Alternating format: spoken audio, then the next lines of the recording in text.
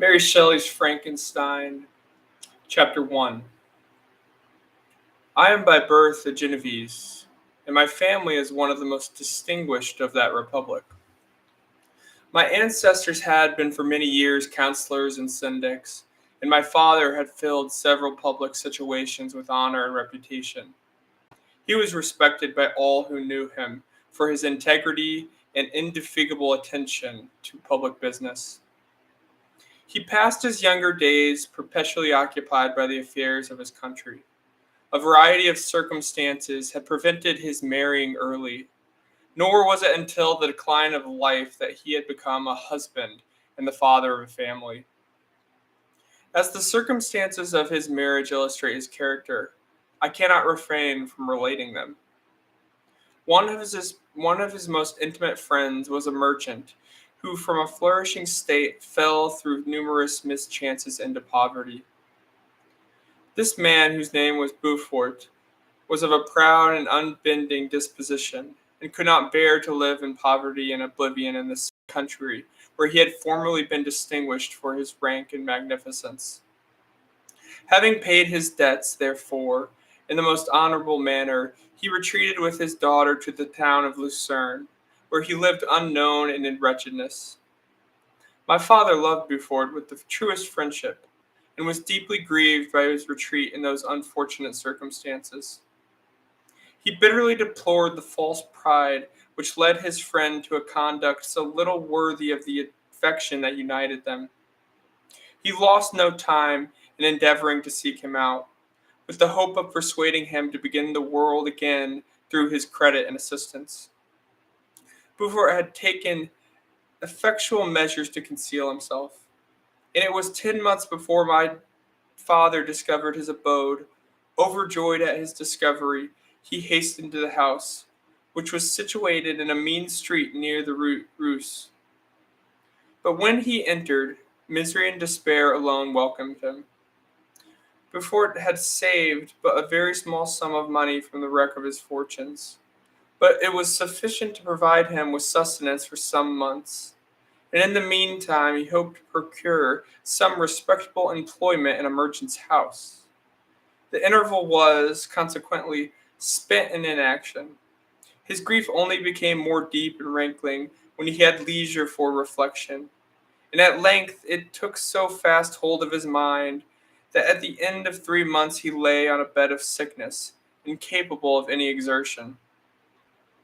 His daughter attended him with the greatest tenderness, but she saw with despair that their little fund was rapidly decreasing, and that there was no other prospect of support.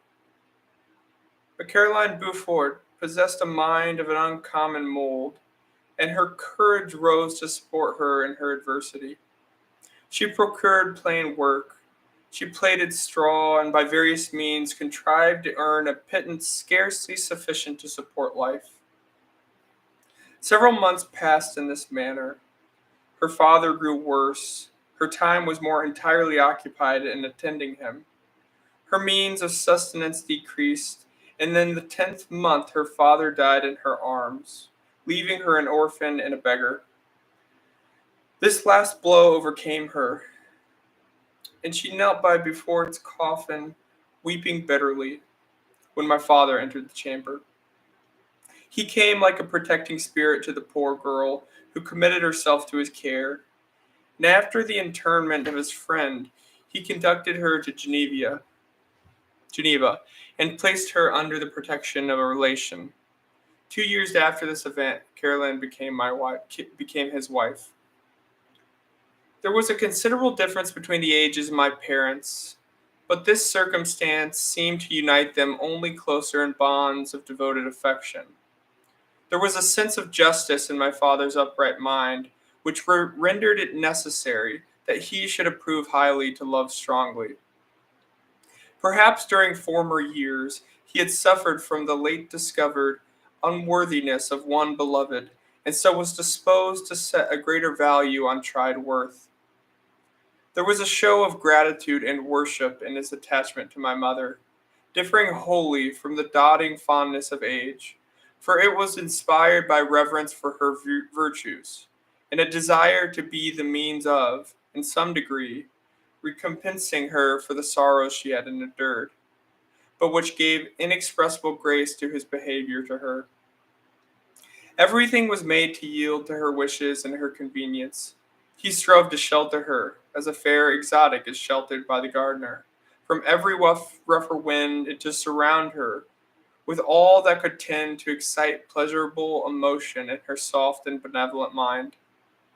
Her health and even the tranquillity of her hitherto constant spirit had been shaken by what she had gone through.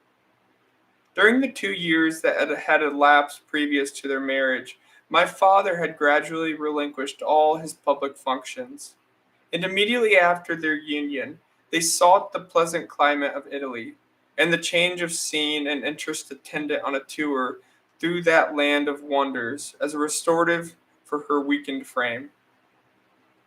From Italy, they visited Germany and France. I, their eldest child, who born at Naples and as an infant accompanied them in their rambles. I remained for several years their only child. Much as they were attached to each other, they seemed to draw inexhaustible stores of affection from a very mine of love to bestow them upon me. My mother's tender caresses and my father's smile of benevolent pleasure while regarding me are my first recollections.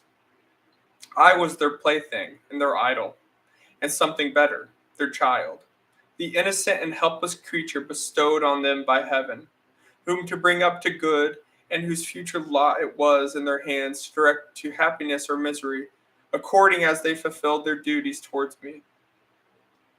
With this deep consciousness of what they owed towards the being to which they had given life, added to the active spirit of tenderness that animated both, it may be imagined that while during every hour of my infant life I received a lesson of patience, of charity, and of self control, I was so guided by a silken cord that all seemed but one train of enjoyment to me.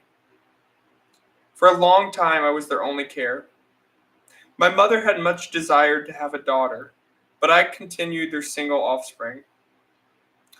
When I was about 5 years old, while making an excursion beyond the frontiers of Italy, they passed a week on the shores of Lake Como. Their benevolent disposition often made them enter the cottages of the poor.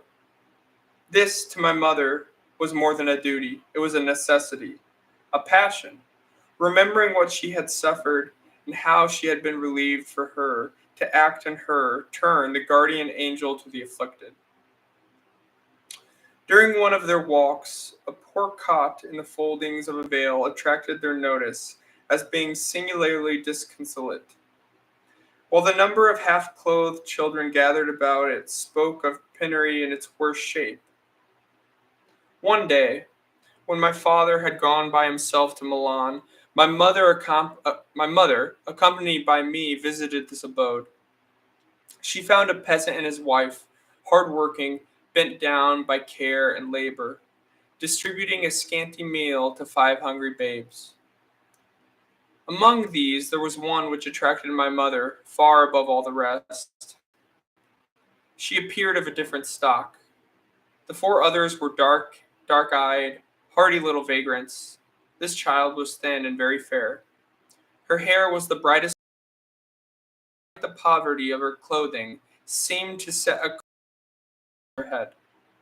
Her brow was clear and ample, her blue eyes cloudless, and her lips and the molding of her face so expressive of sensibility and sweetness that none could behold her without looking on her as of a distinct species, a being heaven sent, and bearing a celestial stamp in all her features. The peasant woman, perceiving that my mother fixed eyes of wonder and admiration on this lovely girl, eagerly communicated her history. She was not her child, but the daughter of a Milanese nobleman. Her mother was a German and had died on giving her birth. The infant had been placed with these good people to nurse. They were better off then. They had not been long married, and their eldest child was just born. The father of their charge was one of those Italians nursed in the memory of the antique glory of Italy, one among the Schiavi Friamenti who exerted himself to obtain the liberty of his country. He became the victim of its weakness. Whether he had died or still lingered in the dungeons of Austria was not known. His property was confiscated. His child became an orphan and a beggar. She continued with her foster parents and bloomed in their rude abode, fairer than a garden rose among dark-leaved brambles. When my father returned from Milan, he found playing with me in the hall of our villa a child fairer than pictured cherub, a creature who seemed to shed radiance from her looks, and whose forms and motions were lighter than the tremors of the hills. The apparition was soon explained. With his permission, my mother prevailed on her rustic guardians to yield their charge to her.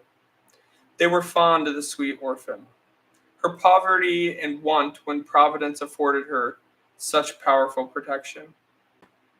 They consulted their village priest, and the result was that Elizabeth Lavinza became the inmate of my parents' house, my more than sister, the beautiful and adored companion of all my occupations and my pleasures. Everyone loved Elizabeth. The passionate and almost reverential attachment with which all regarded her became, while I shared it, my pride and my delight. On the evening previous to her being brought to my home, my mother had said playfully, "I have a pretty present for my Victor. Tomorrow he shall have it."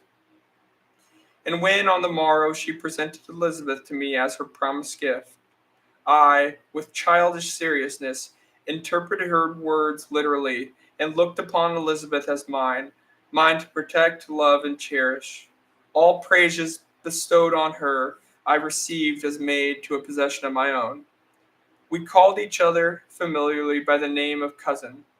No word, no expression could body forth the kind of relation in which she stood to me, my more than sister. Still, till death, she was to be mine only. End of chapter 1.